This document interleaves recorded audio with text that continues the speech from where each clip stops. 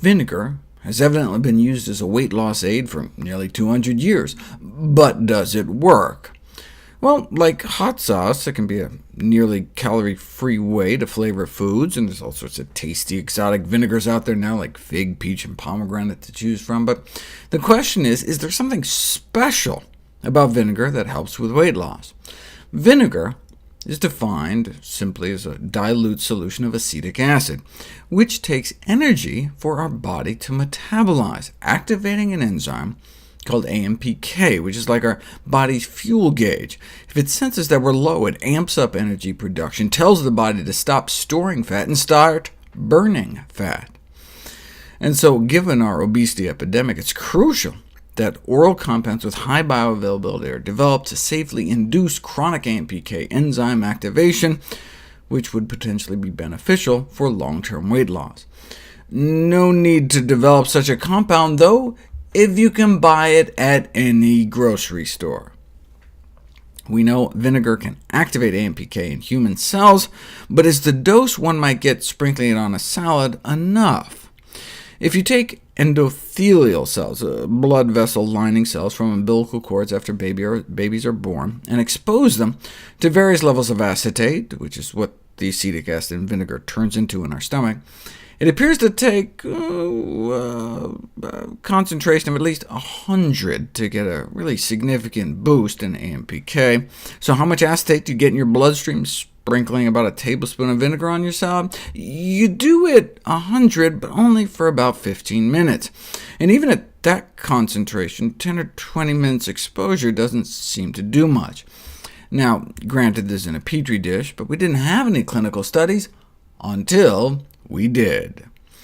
A double-blind trial investigating the effects of vinegar intake on reduction of body fat in overweight men and women. Now, they call them obese, but they were actually slimmer than your average American. In Japan, they call anything over a BMI of 25 obese, whereas the average American adult is about 28.6.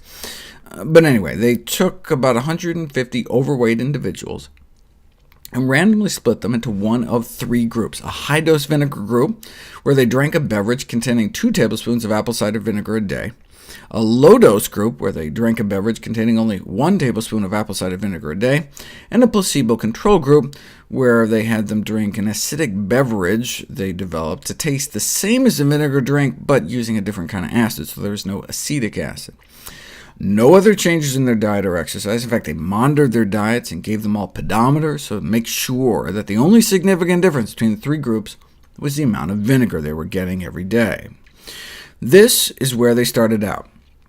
And within just 1 month, statistically significant drops in weight in both vinegar groups compared to placebo, with higher dose doing better than the low dose, which just got better and better month after month.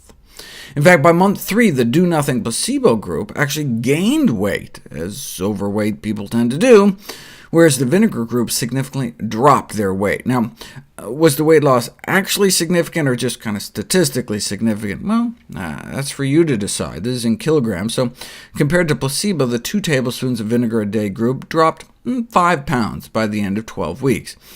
That may not sound like a lot, but they got that for just pennies a day without removing anything from their diet.